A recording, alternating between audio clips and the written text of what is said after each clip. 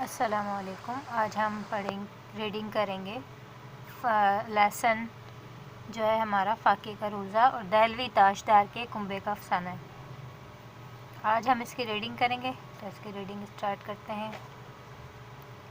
جب دہلی زندہ تھی اور ہندوستان کا دل کہلانے کا حق رکھتی تھی، لال قلعے پر تیموروں کا آخری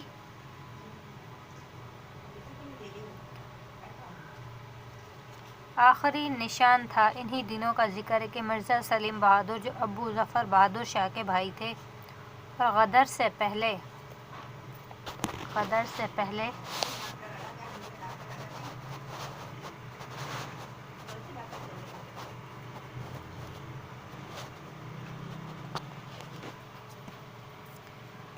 ایک اتفاقی قصور کے سبب قید ہو کر الہ آباد جا چکے تھے۔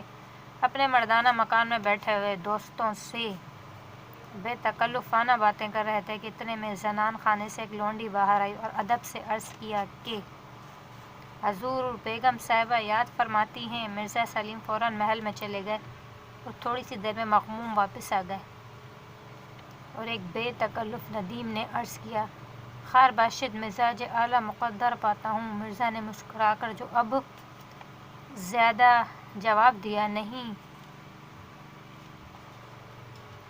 کچھ میں نہیں، کچھ نہیں، بعض اوقات اماں حضرت خواہ مخواہ ناراض ہو جاتی ہیں۔ کل شام کو افطاری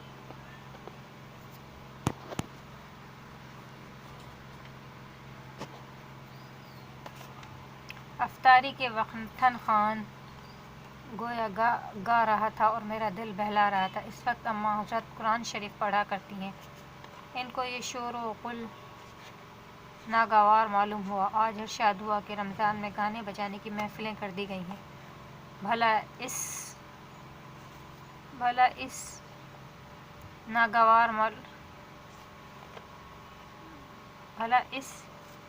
تفریحی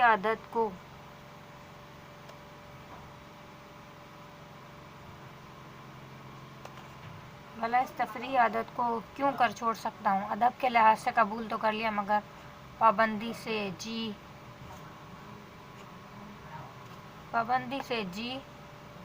الجھتا ہے۔ حیران ہوں کہ یہ 16 دن کیوں کر بسر ہو گئے۔ مصاحب نے ہاتھ باندھ کر عرض کیا، حضور یہ بھی کوئی پریشان ہونے کی بات ہے؟ شام کو افطاری سے پہلے جامع مسجد میں تشریف لے چلا کیجیے۔ عجب بہار ہوتی ہے، رنگ برنگ کے آدمی طرح طرح کے جمگڈے دیکھنے میں آئیں گے۔ خدا کے دن ہیں، خدا والوں کی بہار دیکھیے۔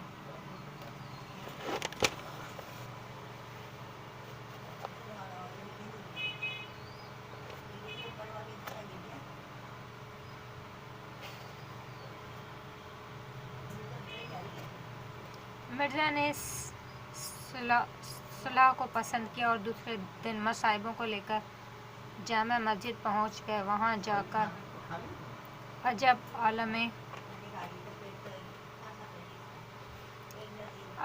عالم دیکھا۔ جگہ جگہ لوگ حلقہ بنائے بیٹھے ہیں، کہیں قرآن شریف کے دور ہو رہے ہیں، رات کے قرآن سنانے والے حفاظ ایک دوسرے کو قرآن سنا رہے ہیں، کہیں مسائل دین پر گفتگو ہو رہی ہے۔ دو عالم کسی فقہی مسئلے پر بحث کرتے ہیں اور 20 آدمی گرد میں بیٹھے مزے سے سن رہے ہیں۔ کسی جگہ توجہ اور مراقبے کا حلقہ ہے، کہیں کوئی صاحب وظائف میں مشغول ہے۔ الغرض مسجد میں چاروں طرف اللہ والوں کا ہجوم ہے۔ کل جدید لذیذ۔ مرزا کو یہ نظارہ بہت پسند آیا اور وقت بہت لطف سے کٹ گیا۔ اتنے میں افطار کا وقت قریب آیا۔ سینکڑوں خوان افطاری کے آنے لگے اور لوگوں میں افطاریاں تقسیم ہونے لگیں۔ خاص محل سلطانی سے متعدد خوان مختلف چیزوں سے آراستہ روزنامہ جامع مسجد میں بھیجے جاتے تھے کہ روزے دار روزے داروں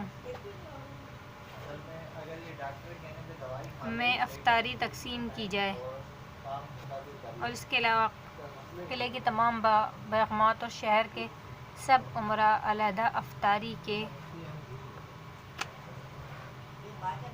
سامان بھیجتے تھے، اس لیے ان خوانوں کی گنتی سینکڑوں تک پہنچ جاتی، کیونکہ ہر امیر کوشش کرتا تھا کہ اس کا سامان افطاری دوسروں سے بڑھ کر رہے، اس لیے ریشمی رنگ برنگ کے خوان پوش ان پر مکیشی جھالریں ایک بڑھ چڑھ کر ہوتی تھی، مسجد میں ان کی عجیب آرائش ہوتی تھی۔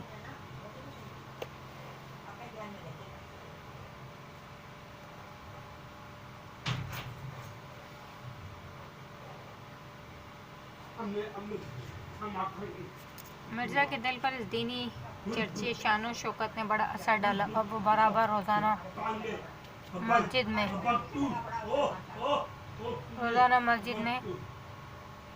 آنے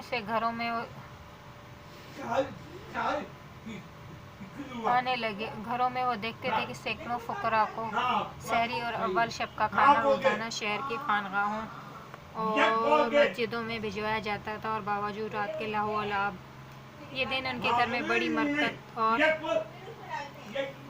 اور چہل پہل کے معلوم ہوتے تھے۔ مرزا سلیم کے ایک بھانجے مرزا شیخ زور نو عمری کے سبب اکثر اپنے ماموں کی صحبت میں بے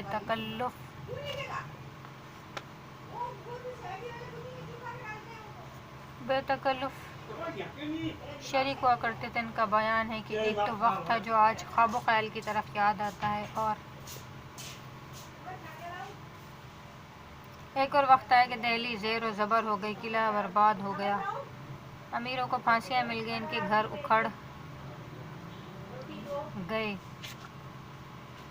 اکھڑ گئے، ان کی بیگمات ماہا گیری کرنے لگیں، مسلمانوں کے سب شان و شوکت تاراج ہو گئی۔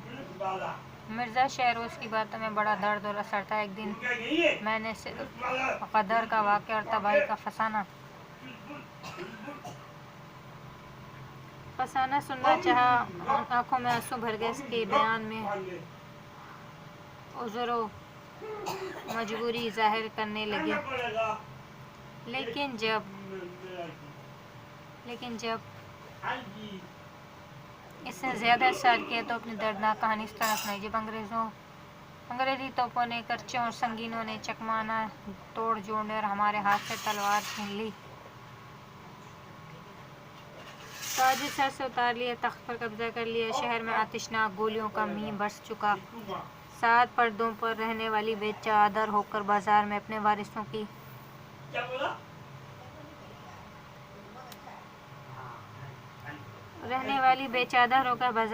وارثوں کی تڑپتی لاشوں کو دیکھنے آئیں، اور چھوٹے بن بات کے بچے ابا ابا پکارتے ہوئے بے یار و مددگار پھرنے لگے۔ حضور ذل سنا جن پر ان کا سہارا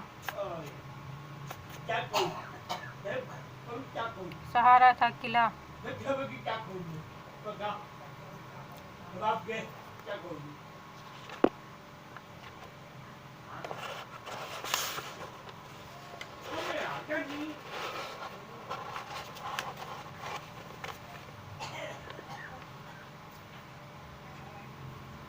قلعہ چھوڑ کر باہر نکل گئے، اس میں بھی اپنی بوڑھی والدہ، کمسن بہن اور بیوی کے ساتھ لے کر، اور